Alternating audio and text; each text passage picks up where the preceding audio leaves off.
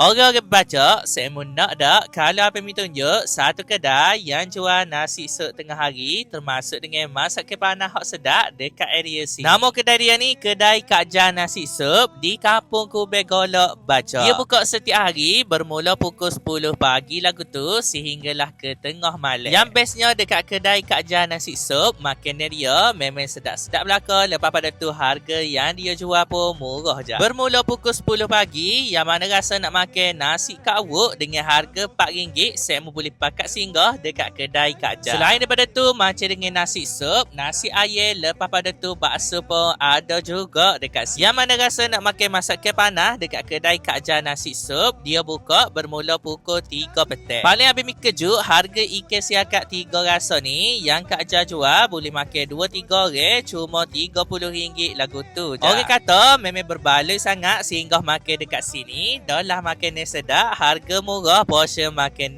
pun banyak sangat. So, lepas pada ni, kepada yang tinggal dekat area Baca, yang rasa nak makan nasi sup tengah hari hot sedap termasuk dengan nasi air, nasi Kak Wuk, bakso dan juga masakan panas, saya boleh pakat mari ramai-ramai dekat kedai Kak Jan Nasi Sup di Kampung Kubek Golok Baca. Okay?